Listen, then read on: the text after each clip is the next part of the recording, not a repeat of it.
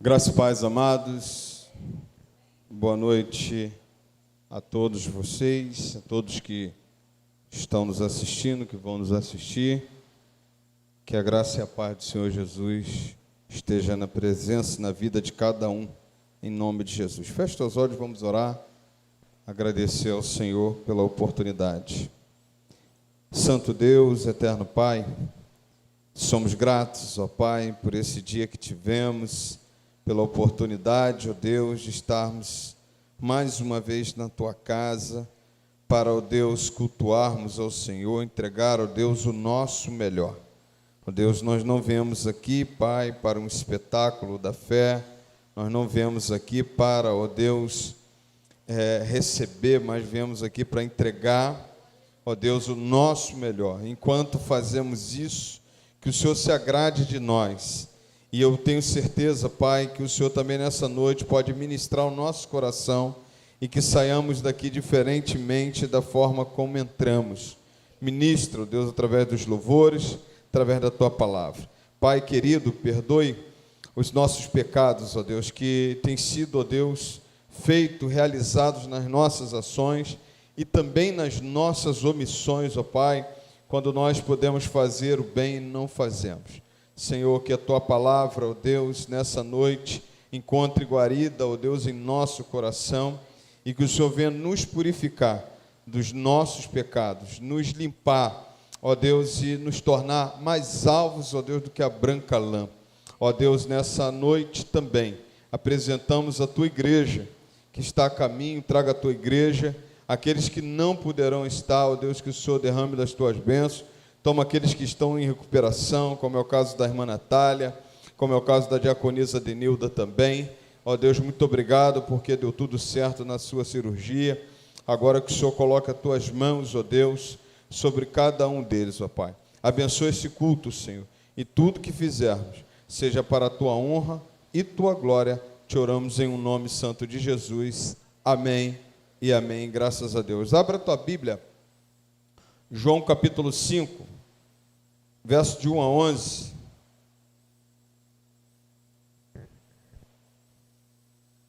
João 5, 15, melhor falando, verso de 1 a 11. Eu falei 5, né? João 15. A videira e os ramos.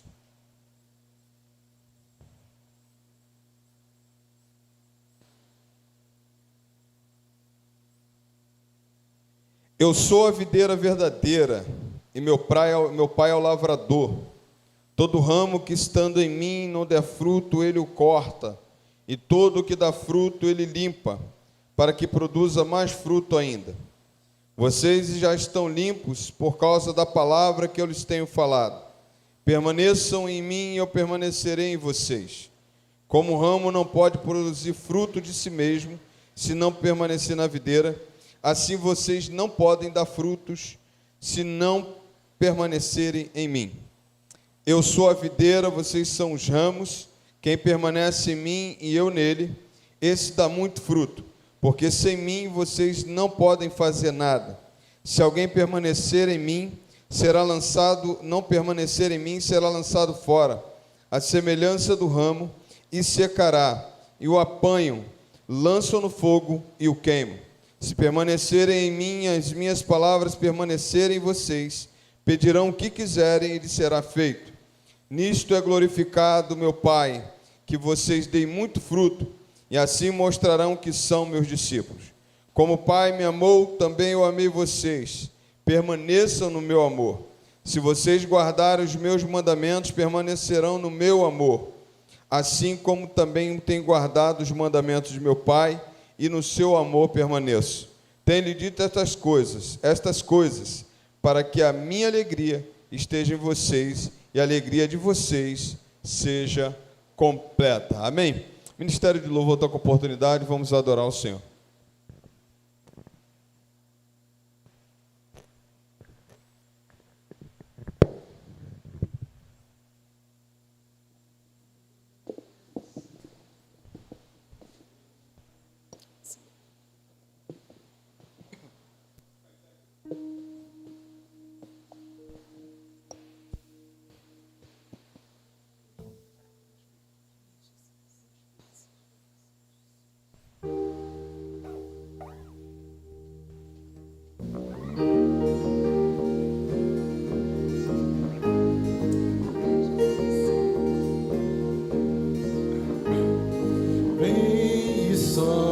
sopra sobre nós com o teu poder. Declaramos a uma voz, faz em nós o teu querer. Vem e sopra sobre nós, derrama o teu amor. Que a graça seja a esperança a todo pecador.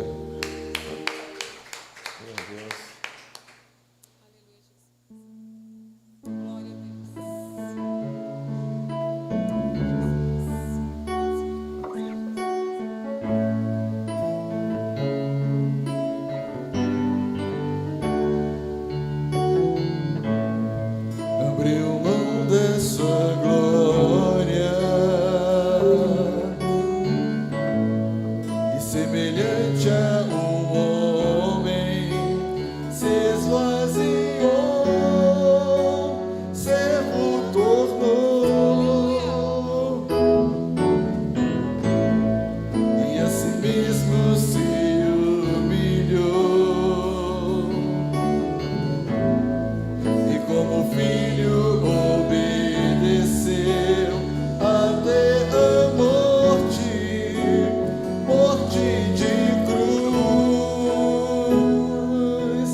Mas o grande Deus, o nosso Pai, o exaltou e lhe deu o nome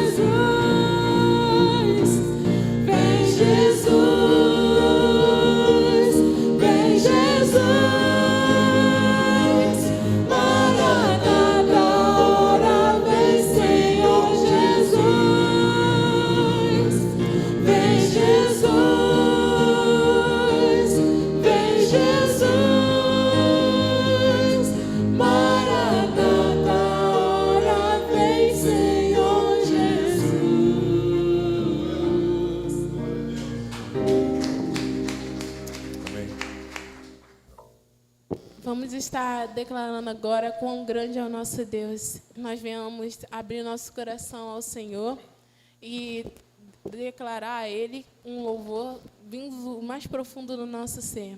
Em nome de Jesus.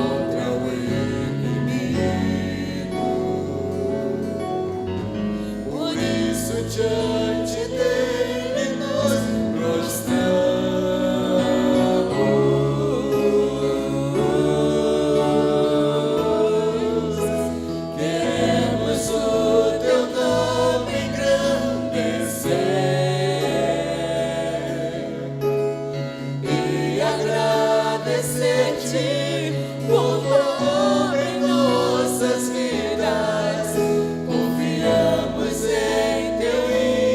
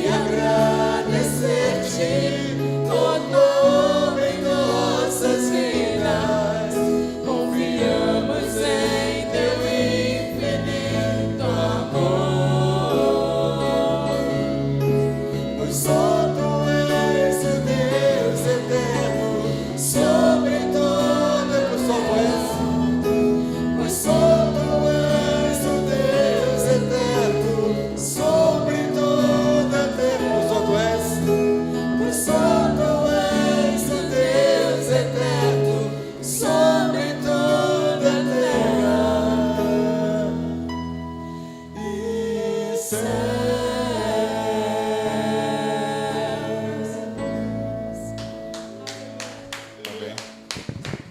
Obrigado. Pode sentar, querido. Deus abençoe nosso ministério. Gostaria que você abrisse a tua Bíblia. Lucas, capítulo 15. Vamos deixar o ofertório para o final. Lucas 15, do verso 11 até o 32. Mesmo sentado, vou te pedir para acompanhar. Obrigado. Deus abençoe.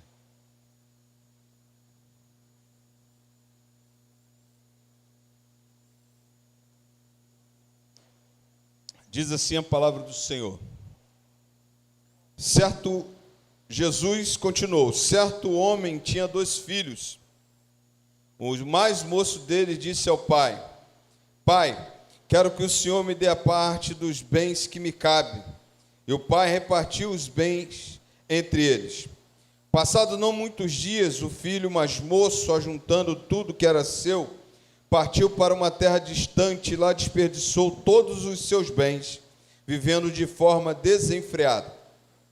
Depois de ter consumido tudo, sobreveio àquele país uma grande fome, e ele começou a passar necessidade. Então foi pedir trabalho a um dos cidadãos daquela terra, e este o mandou para os seus campos a fim de cuidar dos porcos. Ali ele desejava alimentar-se das alfarrobas que os porcos comiam, mas ninguém lhe dava nada. Então, caindo em si, disse, quantos trabalhadores de meu pai têm pão com fartura, e eu aqui estou morrendo de fome. Vou me arrumar, voltar para o meu pai, e lhe dizer, pai, pequei contra Deus e diante do Senhor. Já não sou digno de ser chamado de seu filho. Trate-me como um dos seus trabalhadores. E arrumando-se, foi para o seu pai. Vinha ele ainda longe, quando o seu pai o avistou e, compadecido dele, correndo, o abraçou e o beijou. E o filho lhe disse, pai, contra Deus e diante do Senhor já não sou digno. Pequei contra Deus e diante do Senhor, já não sou digno de ser chamado de seu filho. O pai, porém, disse aos seus servos, tragam depressa a melhor roupa e vistam nele, ponham um anel no dedo dele e a sandália nos pés. Tragam e matem o bezerro gordo. Vamos comer e festejar, porque este meu filho estava morto e reviveu, estava perdido e foi achado. E começaram a festejar. Ora, o filho mais velho estava no campo. Quando voltava, ao aproximar-se da casa, ouviu a música e as danças. Chamou um dos empregados e perguntou o que era aquilo. E ele informou. O seu irmão voltou e, por tê-lo recuperado com saúde, o seu pai mandou matar o bezerro gordo. O filho mais velho se indignou e não queria entrar. Saindo, porém, o pai procurava convencê-lo a entrar.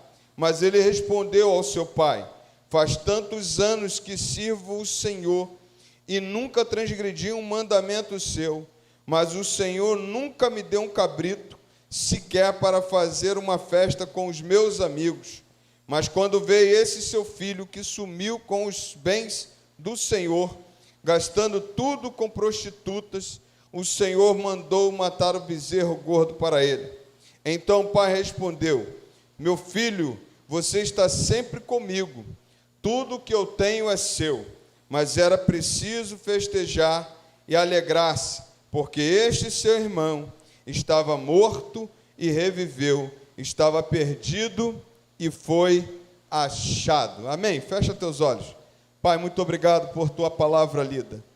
Usa a nossa vida nessa noite e que o teu nome seja glorificado, que diminuamos e que teu Espírito Santo fale profundamente em cada coração nessa noite, para a tua honra e tua glória. Te oramos em um nome santo de Jesus. Amém e amém. Graças a Deus.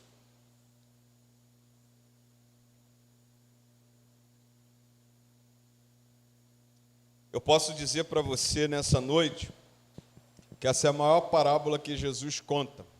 Jesus contou 42 parábolas. E essa sendo a maior parábola, é também a que se tornou mais conhecida. Quando você olha para esse texto, você já sabe qual é o início, qual é o meio e qual é o fim dela. Mas eu costumo pensar sempre que Deus ele tem a sua multiforma e graça de falar conosco. E cada vez que leio a palavra, cada vez que leio o texto, há um momento em que Deus desperta alguma coisa que me chama a atenção no texto. Então nós precisamos olhar com carinho, ouvir a voz de Deus, porque o desejo dele é verdadeiramente falar com a sua igreja nessa noite. A palavra está dentro no contexto de 3 parábolas. Jesus conta a parábola da ovelha perdida, Jesus conta uma parábola da dracma perdida e Jesus conta a parábola do filho pródigo. Se você vê nesse contexto das 3 parábolas, você vai pensar por que Jesus conta essas 3 parábolas. Jesus conta essas 3 parábolas para justamente responder aos questionamentos daqueles que estavam ali ouvindo Jesus. Se você olhar no versículo 1, no versículo 2, vai dizer que todos os fariseus estavam reunidos ouvindo Jesus. Os religiosos estavam também atentos ao que Jesus estava ministrando. E quando ele fala das 3 parábolas, você pode pensar da seguinte forma: era 100 para uma, ou melhor, tinham 100 ovelhas, e ele falou de uma que era importante resgatar. E ele diz que aquele pastor vai lá, resgata aquela 100ª ovelha e traz ela de volta. Quando você olha para a parábola da dracma perdida, eram 10 para 1. E aquela mulher vai lá, se esmera em procurar e acha essa dracma perdida e traz. Quando Jesus chega na parábola do filho perdido ou do filho pródigo, é 1 para 1. Tinha 2, mas Jesus mostra o que é verdadeiramente o exemplo que ele quer colocar para essas pessoas, que é justamente o resgate daquele que estava perdido, o resgate daquilo que estava perdido. Então Jesus conta essa parábola do filho pródigo, encerrando esse período. E quando ele conta essa parábola do filho pródigo, a gente costuma, colocar ela como um exemplo para a família, que a gente fala justamente do filho que sai. A gente costuma colocar para essa questão do filho que sai de casa e vai e volta, e aquele que está em casa e, na verdade, não está em casa. Mas quando você olha para esse texto, e você estudando esse texto, você vai perceber que Jesus está tipificando aqui 2 tipos de gente, 2 tipos de pessoas. Nos 2 filhos, o filho mais moço, que é o que a palavra dá mais ênfase, que vai e volta, significava justamente aquelas pessoas pecadoras, aquelas pessoas que um dia escolheram andar longe de Deus, um dia escolheram andar longe da presença do Pai. Simboliza justamente o filho mais novo, esse tipo de pessoa. São as prostitutas, são aqueles que estão entregues ao pecado, são aqueles que vão pelo caminho, mas não querem saber de Deus. São esse tipo de pessoa que Jesus está tipificando nesse filho mais moço. Agora, no filho mais velho, Jesus está falando de um outro grupo. Um grupo mais sólido, um grupo mais, como eu posso dizer, mais duro. Um grupo mais puxado. Ele está tipificando no segundo filho, no filho mais velho, os fariseus, os escribas e os religiosos da época, que eram aqueles mais duros, que estavam na casa do Pai, mas não estavam com o Pai. Quando você olha para esse texto, você vê no capítulo 1, no capítulo 15, verso 1, diz assim: aproximando-se de Jesus, todos os publicanos e pecadores para o ouvir, os fariseus e escribas murmuravam, dizendo: este recebe pecadores e come com eles. Jesus, então, está respondendo a esses dois grupos. E quando chega na parábola do filho pródigo, ele separa. O filho mais moço tipifica aquele pecador que andou longe de Deus, aquele pecador que decidiu um dia sair da casa do Pai e ir, mas ele volta. Mas também Jesus, no segundo filho, está tipificando aquele que são tidos como os fariseus, como os escribas e como os religiosos daquela época. Eu queria destacar nessa noite, nesse texto, da parábola dos dois filhos, ou do filho pródigo, como a gente mais conhece, eu queria destacar algumas verdades desse texto que me chamou a atenção. Eu queria pensar com você algumas coisas, acho que eu já preguei nesse texto, aqui eu acho que já preguei uma vez, mas são coisas que Deus colocou para mim, que eu penso que é justamente a gente trazer para nós os ensinamentos que tem nele e observarmos. A palavra do Senhor diz assim no versículo 11, Jesus continuou: certo homem tinha 2 filhos, o mais moço deles disse ao pai: Pai, quero que o Senhor me dê a parte dos bens que me cabe. E o pai repartiu os bens entre eles. A palavra do Senhor diz que esse moço, que é tipificado por aqueles que um dia decidiram andar longe desse Deus, andar longe desse pai, ele faz um pedido ao seu pai. Ele pede o que lhe cabe, a herança.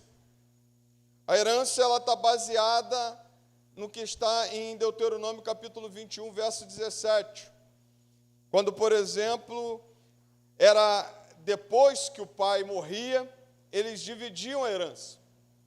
Só que, para aquele que pedia a herança antes, era algo que estava contrário, que estava na contramão do que a lei dizia. E a lei dizia que o filho mais velho, por exemplo, tinha direito à herança, como o filho mais novo também tinha direito à herança. Só que tem uma coisa, quando você pede aqui isso fora da época certa, você justamente está tendo uma atitude de desonra com o seu pai. Você está desonrando o seu pai. Você não está honrando. É uma atitude de desonra e é uma atitude impensada. Porque, na verdade, quando há essa divisão, o filho mais novo, ele olha, ele acha que ele está muito bem. Mas o que diz a lei? A lei diz que o filho mais velho ficava com 2/3 dessa herança. E o filho mais novo ficava com 1/3. Ou seja, se é o filho mais novo, ele olha para aquilo ali, ele pede, ele causa uma desonra para o seu pai, ele faz uma desonra, ele pede, mas ele não leva a metade, como muitas vezes a gente pensa, que levou a metade dos bens. Na verdade, ele não leva, ele leva 1/3 da sua herança. Só que a palavra me diz, e aqui que eu começo a pensar, que quais foram os motivos desse pedido desse filho para esse pai. Você pode olhar e pensar comigo que simboliza que havia um sentimento com esse filho, um sentimento de insatisfação. Não era suficiente estar lá, não era suficiente ter todas as coisas aos seus cuidados, não era suficiente você estar na casa do pai, para ele não era suficiente você estar na casa do pai sem poder fazer o que ele queria fazer. Então, o seu pedido, na verdade, está baseado na sua insatisfação. O seu pedido está baseado na sua insatisfação, porque talvez, ou melhor, na verdade é isso, na casa do Pai não se pode fazer tudo o que você quer. Porque na minha casa mando eu, diz o Pai. E para estar na casa do Pai tem que fazer tudo o que o Pai quer. É assim, Andressa? É assim, Débora? É isso? Não é um ensinamento? Na casa do Pai não dá para a gente fazer o que a gente acha que tem que fazer. E a insatisfação, irmão. Aquele homem foi tomado de uma insatisfação. Agora também é muito interessante. Quando ele olha para dentro da casa, ele tem insatisfação do que ele tem, do que ele está vivendo. E às vezes a gente olha o sentimento de insatisfação desse camarada, mas ele tinha de tudo. Não lhe faltava nada dentro da casa do Pai. Ele tinha a presença do Pai, ele tinha o cuidado dos irmãos, ele tinha o cuidado da família, mas o coração é cheio de insatisfação. A gente às vezes precisa se contentar com o que a gente tem, porque senão a gente toma atitudes como esse filho. A gente fica insatisfeito. Mas também, essa atitude dele pedir herança também pode ter sido voltada para o que ele olha lá fora. E o que ele olha lá fora? Ele olha outros filhos vivendo de outras formas. E o que ele olha lá fora? Ele olha outros filhos gozando de uma vida solta, gozando de uma vida regada ou arregada. Ele olha para lá para fora e ele começa a ver um sentimento, começa a ter um sentimento de desejo pelas coisas de fora da casa do Pai. Ele começa a olhar e ver as coisas de fora, e o seu desejo é buscar o que tem lá fora. Aquela questão da grama mais verde é a grama do vizinho. Então ele nunca está satisfeito. Ele não está satisfeito porque na casa do Pai ele não pode fazer tudo o que ele quer. E ele não está satisfeito porque lá fora, na verdade, a grama do vizinho é mais verde. A esposa do vizinho é mais bonita, a vida do vizinho é melhor, o carro do vizinho é melhor, a vida dos outros é melhor do que a minha. Então ele é tomado também por um sentimento de que querer viver o que os outros estão vivendo. Então ele olha lá para fora e o seu desejo agora é viver o que ele está, que as pessoas estão vivendo. Quando você olha para esse texto, você vê que ele tem um sentimento de insatisfação, o sentimento de desejar o que está fora da casa do Pai, mas ele também, olhando para essa vida, para esse jovem, para esse moço, para essas pessoas, são pessoas que também usam de sentimento de ingratidão. Porque se tem uma pessoa que pode ser grata por alguém que fez alguma coisa por você, é você mesmo. E quando ele olha, ele é ingrato com o seu pai e não valoriza o que o seu pai lhe deu. Não valoriza o que ele tinha. Um dos piores sentimentos que podemos ter na nossa vida é um sentimento de ingratidão. Ele também está com esse sentimento. Então ele olha e vê, poxa, nada do que meu pai me fez vale a pena eu ficar aqui. Melhor meter o pé. Melhor eu sair daqui. E a Bíblia me mostra que esses sentimentos, para mim, no meu entendimento, estavam presentes. A gente precisa tomar muito cuidado com o sentimento de ingratidão. Porque a gente não foi chamado para ser ingrato. A gente foi chamado para ser grato a Deus. A gente foi chamado para ser grato aos nossos pais. A gente foi chamado para ser grato àquilo que Deus nos deu. A gente foi chamado para ser grato ao outro. Porque a ingratidão é a rainha dos sentimentos ruins. Porque quando você não tem gratidão, é algo que você se perde. Aí a palavra do Senhor me mostra que esse homem, que esse jovem moço, que essas pessoas que Jesus tipifica aqui, chega para o seu pai e pede. Mas ele pede, e aí eu penso que, tomado por esses sentimentos, ele pede ao seu pai a herança. Mas o pai sempre dá a oportunidade. O pai sempre dá a oportunidade de refletirmos, de pensarmos. Porque se você for olhar, a palavra do Senhor diz assim: e o pai repartiu os bens entre eles. É muito interessante.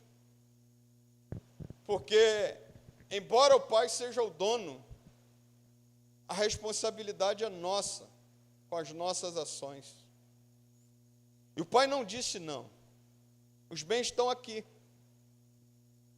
Isso lhe pertence, isso lhe pertence. O que você quer fazer, você vai fazer. Quando você olha para esse texto e começa a ir na minúcia desse texto, o pai não titubeia, melhor falando, o pai não pensa duas vezes. Tá bom, é isso que você quer? Está aqui. Você quer sair? Você quer ir lá viver o que você acha que tem que viver? Está aqui. O pai pega, diz a palavra do Senhor, e reparte. Mas repara, não bota o filho para fora. Dá a ele, mas não bota ele para fora. Justamente para dar a esse filho a condição de ele decidir. A condição de ele decidir o que ele quer fazer. É justo você pedir essa herança agora? Não, não é justo. É uma desonra para o teu pai, é uma desonra para o teu pai. Mas está aqui. É sua. Também não vou te botar para fora. Há uma coisa que está muito clara nesse texto, que o pai dessa parábola, que é Deus, não bota ninguém para fora. A decisão de ir para fora é do filho. A decisão de ir e pegar os seus bens é nossa. E quando você olha esse texto, e aí é muito gostoso, porque tu fica assim, Deus vai ministrando, e aí tu vai estudando. A palavra do Senhor diz que ele não sai também de imediato. Ele não sai da casa do pai de imediato. O pai disse para ele assim, ó, me dá. Ele disse para o pai, me dá a minha herança. O pai falou, está aqui a sua herança. A Bíblia diz que poucos dias depois ele sai. Ele não sai no mesmo dia que ele pede a herança. Ele não sai no mesmo dia que o pai dá a herança. Ele sai poucos dias depois. Mas por que ele sai poucos dias depois? Primeiro, porque nem tudo que ele podia, que ele tinha recebido do pai, ele podia levar. Ele tinha que entregar a alguém, vender. Você está falando de um contexto que Jesus está ministrando num contexto em que as pessoas que eram ricas de terras. Como é que esse homem vai sair dali e vai levar terras? Fica ali no tempo, na casa do pai. Na verdade, quando ele fica na casa do pai, o pai permite ele ficar na casa do pai, mas ele fica sem comunhão com o pai, porque desonra seu pai, mas ele fica ali poucos dias, mas nesses poucos dias, o que ele pode fazer para vender, ele vai vender para levar só o que ele pode levar nas mãos. Porque muitas terras ele não podia levar nas mãos. Muitas coisas daquilo que o pai lhe deu não podia ser levado nas mãos. E ele não leva. Porque a Bíblia diz que ele levou toda a sua herança. Provavelmente, no entendimento que temos então tá bom. O Senhor me deu minha herança, então tá bom. Sabe aquele terreno que tinha lá naquele lugar tal, naquela casa tal, aquela fazenda que me pertence agora, que o Senhor me deu? Tá bom, vou vender. Anunciou, vendeu, 2 dias, vendeu, pô. A palavra do Senhor diz que ele fica na casa do pai. Mas ele fica na casa do pai sem comunhão com o pai e se desfazendo daquilo que o pai tinha. Daquilo que ele tinha. Na verdade, a sua herança não foi só desperdiçada quando ele saiu. A sua herança já estava sendo desperdiçada quando ele ainda estava na casa do pai. É isso que é o grande problema, é o grande perigo. A gente já começar a desperdiçar aquilo que Deus dá na casa dele, na sua presença. E ele, diz a palavra do Senhor, poucos dias depois, entendo que o pai também deu a oportunidade a ele. Deixa ele pensar, deixa ele avaliar. Está aqui, a herança é sua, a sua parte lhe cabe, mas deixa ele aqui, porque aqui ele pode pensar, aqui ele pode avaliar, aqui ele pode, quem sabe, mudar de ideia. Mas ele pega, diz a palavra, que ele, poucos dias depois, ele sai da casa. Poucos dias depois, passado não muitos dias, o filho mais moço, ajuntando tudo que era seu, partiu para uma terra distante e lá desperdiçou todos os seus bens, vivendo de forma desenfreada. Observemos mais algumas observações, tenhamos mais algumas observações. A palavra do Senhor diz: passado não muitos dias, o filho mais moço, juntando tudo que era seu, partiu para uma terra distante. A palavra do Senhor diz que ele foi para uma terra distante, e Jesus não diz para onde é que ele foi. Jesus não diz qual é a sua localização geográfica.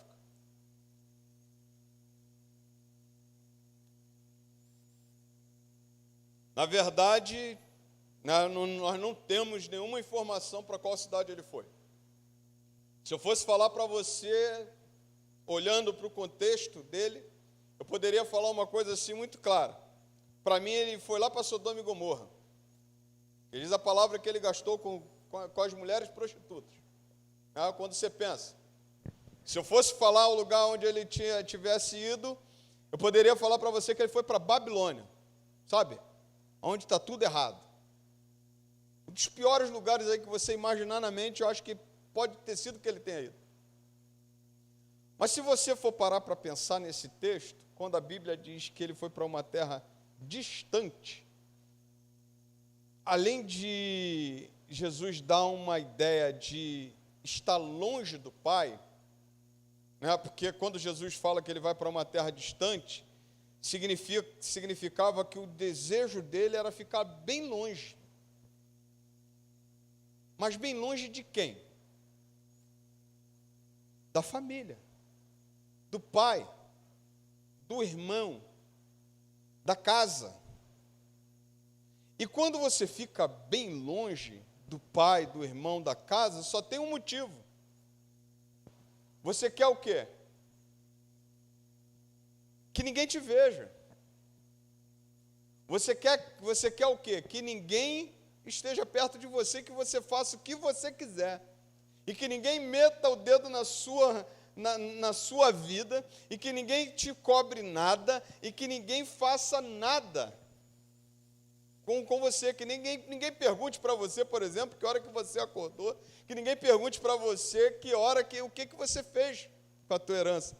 Presta atenção, Jesus está falando que ele foi para uma terra distante, porque na verdade a vontade dele, o desejo dele, era estar bem longe do Pai, bem longe da casa. Só que, quando fala também de uma terra distante, começa a ficar apertado quando você pensa que é, na verdade, uma terra longe da presença do Pai, longe dos propósitos do Pai, longe dos desígnios do Pai. Começou a engrossar o caldo. Longe daquilo que ele mesmo cria. Porque quando a gente sai da presença do Pai, e nesse contexto aqui, a gente faz coisas que a gente mesmo, até mesmo a gente condena. A gente, por exemplo, quando você olha esse texto, a palavra do Senhor diz que ele foi para uma terra distante, mas não só distante na sua essência da sua parte geográfica, mas uma terra distante dos propósitos, distante de Israel, distante da casa do pai, distante dos mandamentos do pai. E, na verdade, era para mostrar que ele estava querendo viver uma vida longe daquilo que ele mesmo cria, daquilo que ele mesmo tinha por verdade. Quando ele vai para longe da casa do pai, a palavra do Senhor diz que é uma terra longínqua, ou uma terra distante, ele está indo para fora de Israel. Só você observar. A palavra do Senhor diz que depois ele vai procurar emprego aonde? Onde era para cuidar de porcos. Em Israel não se cuidava de porcos. Para Israel, o porco era imundo. Você não come porco. E nem cuida. Por exemplo, quando você vê Jesus entrando na cidade de Gadara, Jesus está ali numa cidade chamada Gentílica, onde não tinha nenhum judeu, porque lá criava-se porcos. E ele vai para uma terra distante, longe dos propósitos do Pai, longe dos desígnios do Pai, longe daquilo que ele mesmo cria, e vai viver longe, afastado do Israel de Deus. E isso daí mostra que é mais do que geográfico. Está longe da maior e melhor presença que ele poderia estar. É por isso que o salmista do Salmo 84, ele diz assim, prefiro estar à porta da casa do meu Deus do que em 1000 lugares. Salmista 84 do Salmo 84, parece que ele estava sendo impedido de entrar no templo. E ele fala assim, eu prefiro ficar à porta, porque me faz falta. Me faz falta essa presença. Na verdade, esse afastamento desse jovem, desse filho, na verdade é um afastamento espiritual, bem longe, sabe, de Deus. E, na verdade, você entende que não é o lugar que você está físico, mas é com quem você está. Porque longe do Pai, longe da casa do Pai, ele estava com a presença de muitas pessoas. Mas ele estava longe daquilo que era principal na vida dele. O Pai, a casa do Pai. A palavra do Senhor diz que ele vai, e ajuntando tudo que era seu, partiu para uma terra distante.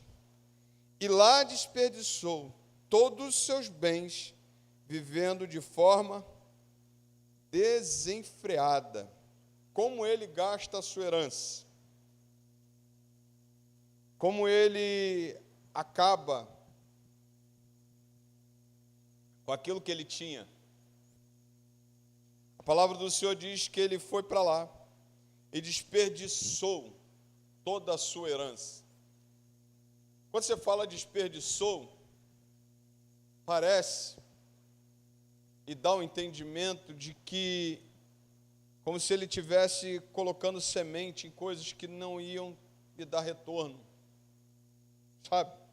Quando alguém vai pelo caminho, lançando semente e esperando retorno, mas na verdade, aonde ele estava colocando aquilo que ele tinha de herança, ali era um lugar que não ia produzir nada, e a Bíblia diz que ele foi desperdiçando, jogando semente ao ermo, jogando semente aonde não era local bom, aonde não era um local para ele estar semeando, onde não era para ele gastar a sua herança. Olhando para isso, até o que a gente ganha, que a gente tem no nosso, que aquilo que nós ganhamos, nós precisamos saber aonde é que a gente gasta. Que talvez a gente gaste e não sabe, na verdade, investir. Porque ele vai desperdiçando pouco a pouco. Eu me lembro de alguns jogadores, né, do de futebol brasileiro. E o cara, porque fez a fama rapidinho, a primeira coisa que ele fez, foi dar festão, comprar carrão. Daqui a pouco machucou a perna, perdeu o contrato, quando foi ver estava cheio de dívida, sabe, não soube cuidar daquilo que ele tinha. A verdade é nesse entendimento que a Bíblia diz que ele desperdiçou, ele não soube cuidar, ele foi lá e lançou aquilo que ele tinha em coisas que não iriam dar para ele retorno, e não deu retorno. A palavra do Senhor diz que ele viveu desenfreadamente, ou dissolutamente, em algumas versões.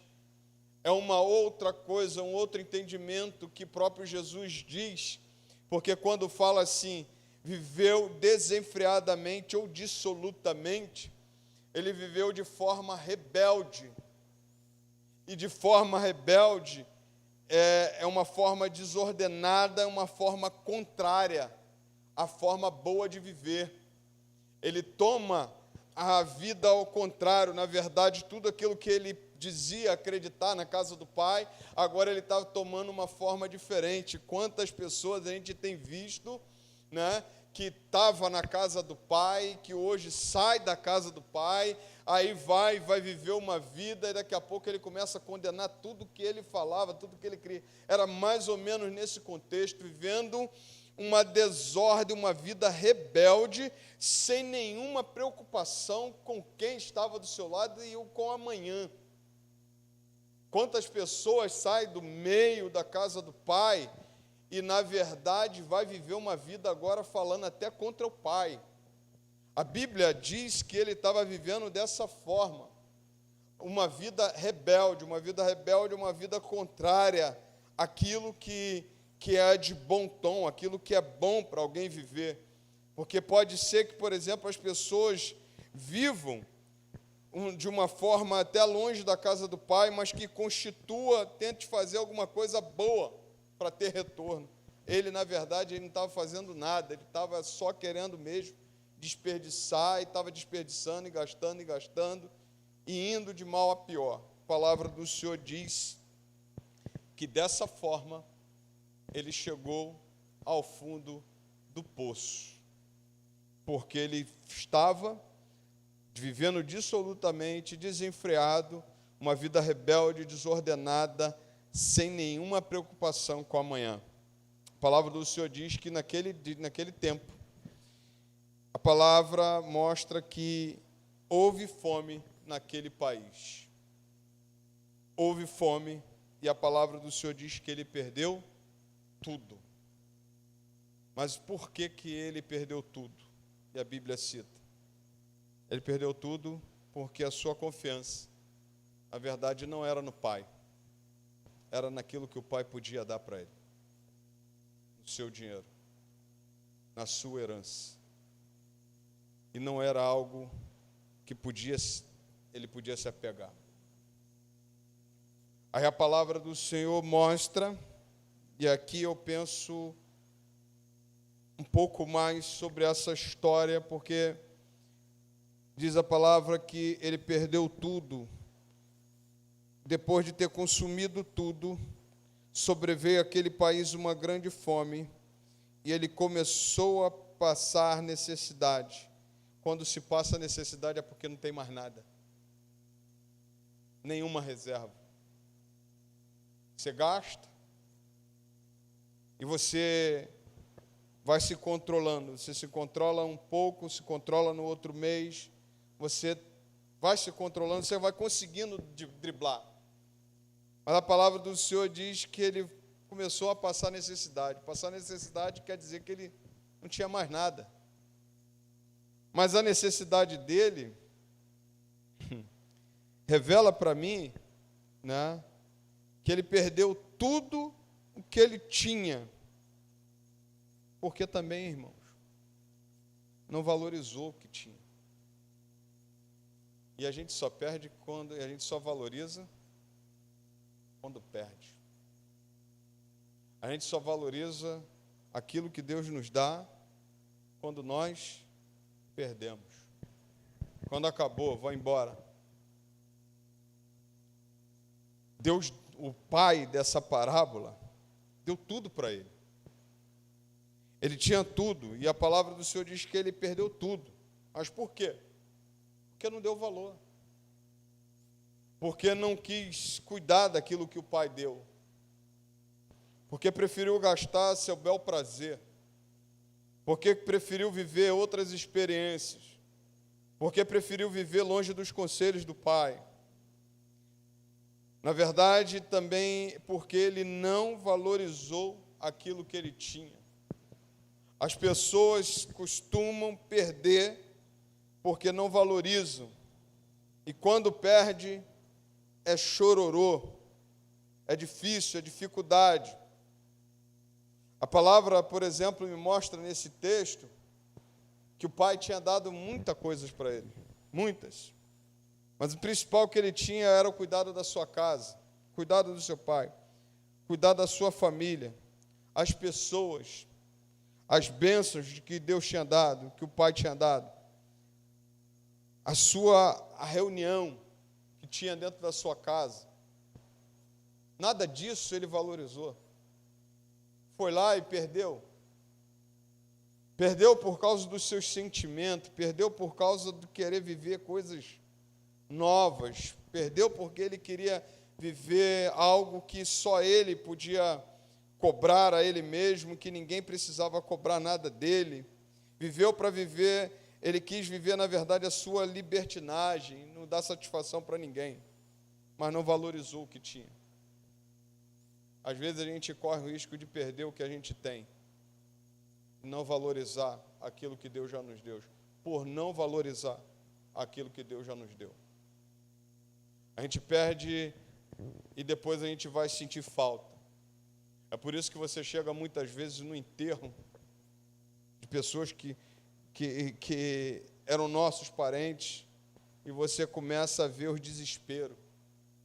Porque teve a oportunidade de perdoar, não perdoou. Porque teve a oportunidade de visitar, não visitou. Porque teve a oportunidade de cuidar e não cuidou. Aí depois ficam desesperados, né? Às vezes você fica... Por que as pessoas perdem? Porque não valoriza a esposa que tem, não valoriza a família que tem. E aí, quando não se valoriza o que tem, vai lá e joga fora. E aí perde... e depois fica chorando porque que perdeu. A Bíblia me mostra que ele vai lá e perde tudo, porque quis viver uma vida de desperdício, desenfreada. Ninguém foi chamado para viver assim. Todo mundo é chamado para viver na casa do Pai, e a vida impõe regras, a vida impõe limites, a vida impõe, sabe, um parâmetro para viver. A palavra do Senhor diz que ele foi lá, perdeu tudo, mas não só isso. Ele ainda mais, desceu mais ainda, porque a Bíblia diz que ele começou a passar necessidade. Então foi pedir trabalho a um dos cidadãos daquela cidade, daquela terra, e este o mandou para os seus campos, a fim de cuidar dos porcos. A Bíblia diz que ele foi mandado cuidar dos porcos, mas ali ele desejava comer as alfarrobas dos porcos. Sabe o que é alfarroba? Alfarroba é uma planta, uma vagem, que você talvez já conheça, que ela é gosmenta. E isso só era dado para pessoas muito pobres. Pessoas miseráveis comiam aquilo. Ou animais. E por isso que os porcos tinham aquilo ali para comer. Por isso que a gente chama de lavagem hoje. É aquela coisa bem, sabe, hoje, graças a Deus, os porcos estão mais bem alimentados do que muita gente. Estão comendo ração desenvolvida em laboratório. Isso para cuidar bem, para vir um porco sadio, para a gente conseguir comer o porco. Porque antigamente também você via porco para dentro de valão, que era só a graça. Quem é pobre sabe, né? E a gente viu o vizinho correndo atrás do porco. Um porco. vizinho pegava, dava-lhe aquela facada no coração, daqui a pouco jogava o fogo assim, queimava, cortava e vendia o porco lá, e todo mundo comprava, ninguém tinha problema com o bicho, ninguém tinha problema de nojo. Hoje tem que comprar tudo industrializado, mas era assim. Mas olha aonde que chega. Olha onde que chega aquele que procura andar longe do Pai.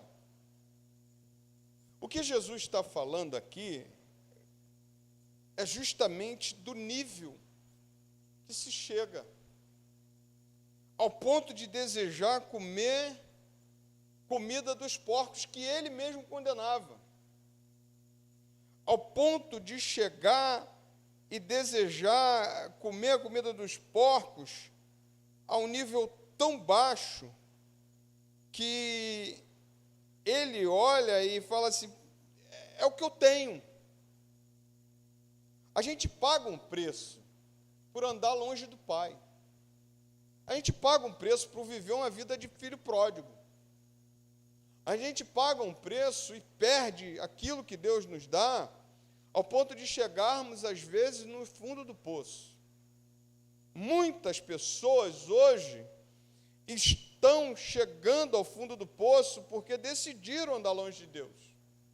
E olha que eu não estou nem falando do segundo filho, só estou falando do primeiro. Porque se você for olhar assim para mim também, pastor, mas então o segundo era bom? O segundo estava mais perdido do que o filho mais moço, que estava dentro da casa do pai, não tinha comunhão com o pai e não viveu nada de bom na vida na casa do pai.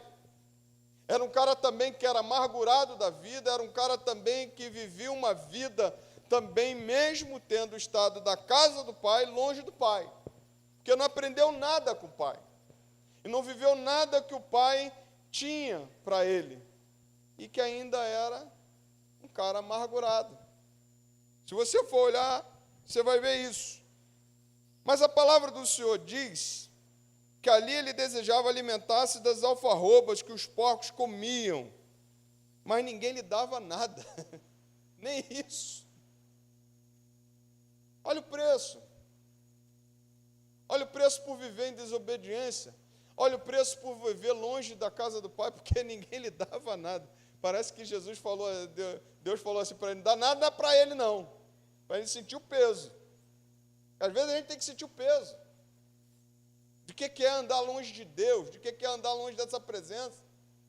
Porque se a presença de Deus não está conosco, nada nos enche, nada satisfaz. E a palavra do Senhor diz, agora tem que correr, que tem tanta coisa aqui boa, que eu fico olhando, que é maravilhoso. E a palavra do Senhor diz que aqui, a palavra do Senhor diz, ninguém lhe dava nada. Ou seja, fundo do poço 2 vezes. Estava lá embaixo. Aí, é algo que me chama a atenção, que eu quero encerrar por causa da hora. Ai, meu pai. Boa palavra. Que aí eu falo do segundo filho. Aí eu falo do segundo filho, né? Beleza. Então vamos lá, até onde que eu consigo ir. Boa palavra, irmão Bete. Ele diz o seguinte, então, caindo em si, disse, quantos trabalhadores de meu pai têm pão com fartura e eu aqui estou morrendo de fome? Vou me arrumar para o meu pai e dizer-lhe, pai, pequei contra Deus e diante do Senhor, já não sou digno de ser chamado seu filho. Trate-me como um dos seus trabalhadores. Até o verso 20. E arrumando-se foi para o seu pai. A nossa condição longe de Deus precisa despertar alguma coisa em nós. Porque, repare, a palavra do Senhor diz que ele caindo em si. Caindo em si é que ele parou para calcular e avaliar. Valeu a pena sair da casa do pai? Começou a pensar assim, valeu a pena eu ter feito tudo que eu fiz? Desonrar meu pai, pegar minha herança? Valeu a pena eu sair da casa do meu pai e ir para uma terra longe dos propósitos dele? onde eu não podia ouvir os seus conselhos. Valeu a pena eu chegar lá, me envolver com as mulheres adúlteras e ter uma vida desregrada? Valeu a pena eu sair, botar um cigarro de maconha na boca, cheirar uma cocaína? Valeu a pena eu me envolver nisso? Ele começa a ter consciência. A palavra do Senhor, por exemplo, me mostra que ele cai em si. Cair em si é ele começar a avaliar. O pastor Hernandes Dias Lopes, ministrando esse texto, está totalmente diferente do que eu estou ministrando, né? Algumas coisas a gente aprende com ele, mas está totalmente diferente. Ele diz uma coisa interessante, que teve um empresário que um dia reuniu todos os seus trabalhadores, e quando ele viu os trabalhadores assim, os caras estavam cheirando cocaína, e chegaram para ele assim, o patrão: pô, patrão, experimenta um pouquinho, porque um pouquinho que o senhor experimentar aqui, o senhor vai ver como é bom. E ele disse que foi lá, experimentou a cocaína, dali ele não conseguiu mais se livrar da cocaína, perdeu a empresa, perdeu a família, chegou para a família, botou a maleta debaixo do braço, falou para eles assim: eu estou indo viajar, quando na verdade ele estava indo para a rua. E a palavra que o pastor Hernandes Dias Lopes fala, diz que ele ficou 7 anos rodando na cidade e a família procurando ele. Aí uma vez ele apareceu na frente de uma igreja, e a irmã virou e falou para ele assim: se você não morreu, é porque Deus ainda tem um propósito na tua vida. Deus ainda está te esperando, te aguardando você voltar para casa do Pai. Aí esse camarada diz que ele começou a pensar: eu tenho uma família em casa, eu tenho uma família, eu tenho uma filha que me procura toda hora, e eu fujo dela, vou voltar para casa. Ele começa a pensar, ele começa a avaliar, a mesma forma como é que foi esse filho pródigo. Ele avalia: valeu a pena sair? Valeu a pena dar o primeiro trago? Valeu a pena se envolver? Valeu a pena roubar? Valeu a pena fazer as coisas que estavam fora do projeto do pai? E a palavra do Senhor diz que esse filho volta. E esse camarada que volta, a filha dele vai lá dar um banho nele, que o cara ficava às vezes 15 dias sem tomar banho, manda cortar o cabelo, ele fica em casa, ele chega para a filha: olha, me manda para uma clínica, que eu quero me livrar dessa droga, eu quero estar longe dessa droga. Passa um tempo, Deus salva ele, ministra na vida dele, ele vira pastor. A igreja que ele ficava morando em frente à igreja foi que ele foi assumir como pastor da igreja, e hoje está aí na mídia, vivendo uma vida na presença de Deus, porque caiu em si, porque teve consciência. Consciência do quê? De quem ele era, de como ele estava. Porque, repara, conversar com você mesmo é você olhar para dentro. E a Bíblia diz que ele, caindo em si, disse: cara, quantos trabalhadores de meu pai têm pão com fartura, e eu estou aqui morrendo de fome? Diz a palavra do Senhor: vou me arrumar, voltar para cá, para o meu pai, e dizer-lhe: pai, pequei contra Deus e diante do Senhor, já não sou digno de ser chamado de seu filho. Trate-me como um dos seus trabalhadores. E arrumando-se foi para o seu pai. Ele conversa com ele mesmo, ele cai em si, ele avalia, vê que a situação dele não está boa. A palavra do Senhor diz que ele avalia tudo que ele perdeu, mas a palavra do Senhor diz que ele também diz o seguinte: vou me arrumar, voltar para a casa para o meu pai. Ele não diz que vai voltar para casa, ele diz que vai voltar para o pai. De quem que ele sente falta? Do pai. Quem cuidava dele? O pai. A palavra do Senhor diz, ele dizer: pai, pequei contra Deus e diante do Senhor. Toda a rebeldia que a gente faz a verdade ela é contra Deus. E depois é na horizontal. Pai, pequei contra os céus e contra o Senhor. A palavra do Senhor diz, e ele chega numa consciência dizendo assim: não sou digno de ser chamado seu filho. Trate-me como um dos seus trabalhadores. Ele já não se sentia digno de ser filho. A palavra do Senhor diz que ele não só falou, se arrumou e foi. Arrependimento é consciência de pecado e ação. Se ele ficasse somente lembrando das coisas boas, tem uma coisa aqui que me chama a atenção. Quando você lembra da casa do Pai, como é que você lembra dela? A palavra do Senhor diz que ele lembrou que ele era muito bem tratado. E aí uma coisa, né? Quando a gente está na casa dos nossos pais, a gente sente falta, né? Quando a gente casa, a gente vai para longe, né? Mas como é que era tratado na casa do nosso pai? Como é tratado na casa do pai? A gente só lembra do lugar bom quando a gente é bem tratado, né? A palavra do Senhor diz que ele chega e diz assim: Pai, pequei contra Deus e diante do Senhor. Já não sou digno de ser chamado seu filho. Trate-me como um dos seus trabalhadores. E arrumando-se foi para o seu pai. Para aqui. Que eu vou continuar na semana que vem. Tem que continuar. Tá bom? Que Deus te abençoe. Vou parar aqui, não vou encerrar a mensagem não, está parada mesmo. Eu tenho que encerrar. Mas eu volto nesse pedaço, pego o gancho e vou embora, até o fim.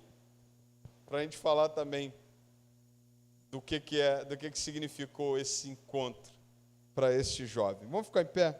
Vamos cantar 476, José, por favor, me ajuda, por favor. 476, Brilho Celeste. E nós vamos ofertar na casa do Pai. Tá bom? Então me permite terminar essa mensagem na semana que vem.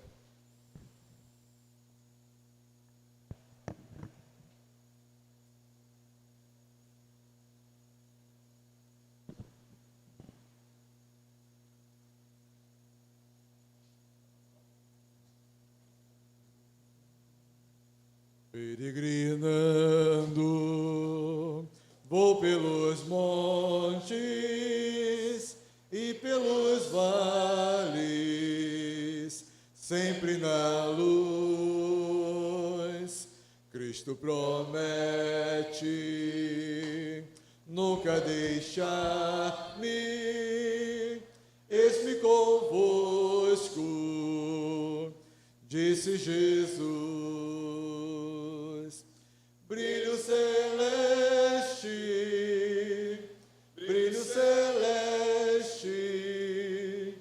enche a minha alma, a glória de Deus. Com aleluias, sigo cantando, canto louvores, indo para o céu. Sombras à roda, nuvens em cima, o Salvador não hão de ocultar. Ele é a luz que nunca se apaga, junto a seu lado, sempre de andar. Brilho celeste,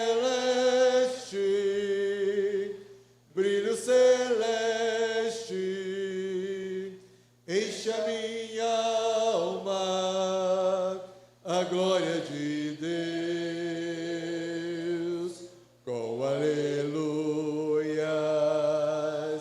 sigo cantando, canto louvores, indo para guiando, raios benditos que me conduzem para a mansão. Mais e mais perto, o Mestre seguindo, cantos louvores da salvação. Brilho celeste,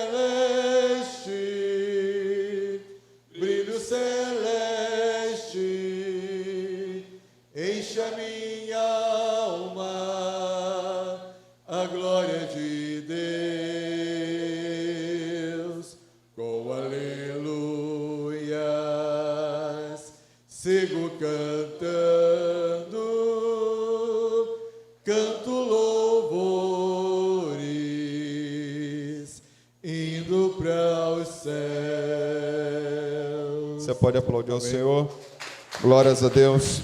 Pai, muito obrigado. Muito obrigado por essa noite que estamos na tua casa.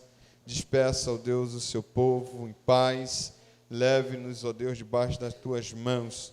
E muito obrigado, Senhor, pelo teu povo que pôde ofertar, pelo teu povo que pôde estar aqui presente. Abençoe, ó Deus, cada um de nós. Abençoe aqueles que não puderam.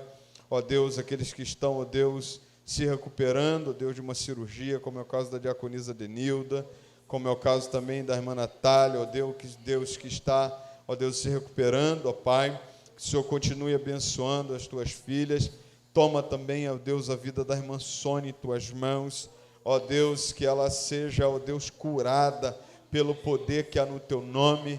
Deus amado, que, ó Deus, esse momento seja um momento para o tratamento, ó Deus, mas que ela, ó Deus, seja curada pela tua palavra, porque se o Senhor liberar uma palavra de cura, ela será curada. Abençoe, dê a ela, ó Deus, anos, ó Deus, vida, ó Deus, cada vez mais, ó Deus, ditosos, ó Pai, na tua presença.